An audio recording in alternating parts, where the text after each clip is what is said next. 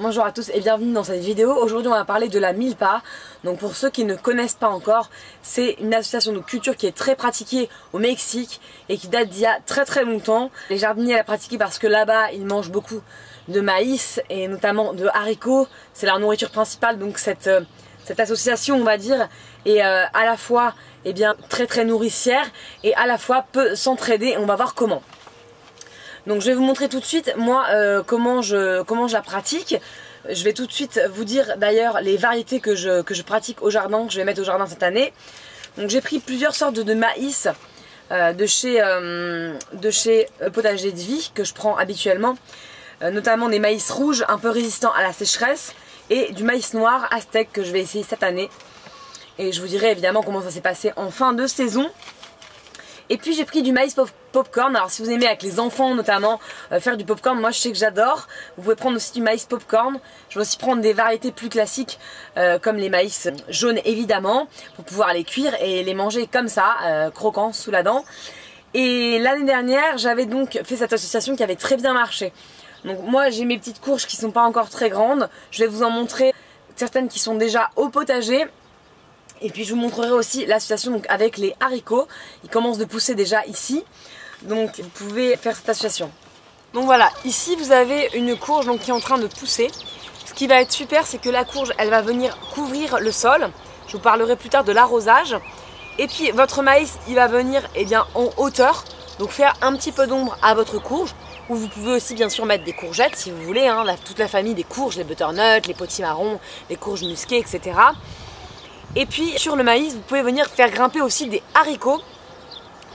Donc vous pouvez faire cette association là, ça marche très bien. Faites attention à l'arrosage parce que le maïs doit être quand même irrigué lorsque la paume forme ces petites plantules là marron qu'on voit, les petites barbes là. Il faut quand même les irriguer pour qu'ils puissent grossir et arriver à maturité. Ensuite la terre doit être quand même riche, donc pensez à mettre du compost, pensez à enrichir votre terre, attention aux fins d'azote. Vous pouvez aussi enrichir de cornes et de sang broyé que vous avez en jardinerie. Donc vous enrichissez votre terre et pour ce qui concerne l'arrosage, vous allez venir arroser votre courge.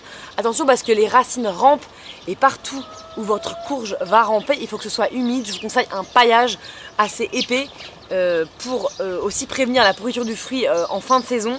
Si vous avez une saison pluvieuse en automne, tout dépend à la saison à laquelle vous plantez. Nous ici en Algarve, on plante principalement maintenant les courges pour que cet été elles soient déjà un peu développées.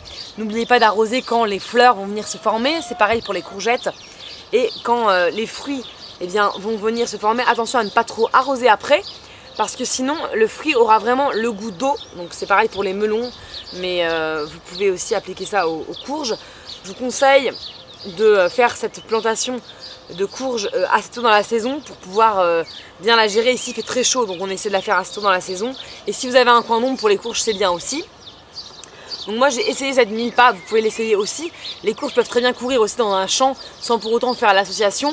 Et vous pouvez par contre les mettre à l'ombre parce qu'elles préfèrent l'ombre l'été quand il fait très chaud. Et puis je vais vous dire quelque chose de très important que je ne savais pas jusqu'à très récemment, jusqu'à lire un bouquin qui m'a passionné sur l'arrosage au potager. C'est qu'en fait les feuilles des courges, vous pouvez le voir tous les étés, elles vont se flétrir. Et en fait la journée uniquement, vous allez voir qu'elles sont flétries, c'est pas parce qu'elles manquent d'eau, c'est parce que c'est un système pour se protéger justement de la chaleur et pour garder l'eau. Donc ne vous affolez pas, regardez si le matin suivant la courge s'est remise normalement. Les courgettes ça fait ça aussi des fois quand il fait très chaud en été. Donc gérez l'eau, des rigoles, donc vous voyez vous faites une rigole à côté de vos rangées de courges. Et puis vous pouvez venir passer un tuyau d'arrosage sous le paillage, comme ça irrigue bien partout et ça ne vient pas embêter les feuilles qui sont quand même très sensibles à l'odium comme les courgettes d'ailleurs. Donc évitez d'arroser sur les feuilles et puis arrosez de préférence le matin en été. Si vous avez une eau plus froide, si c'est de l'eau d'un forage et qu'elle est plus froide, vous pouvez venir les arroser donc le soir.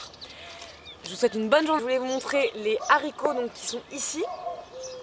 Et vous pouvez effectuer aussi un petit butage sur les haricots pour bien maintenir humide le pied du haricot si vous voulez. Et puis là donc il y a mon Oya, mon système d'arrosage. Et puis n'hésitez pas à liker ma vidéo, à partager avec vos amis si vous pensez que ça pouvait être utile à quelqu'un autour de vous, dans votre entourage. Et n'hésitez pas à vous abonner à notre chaîne, nous publierons une vidéo toutes les semaines. A bientôt les jardiniers!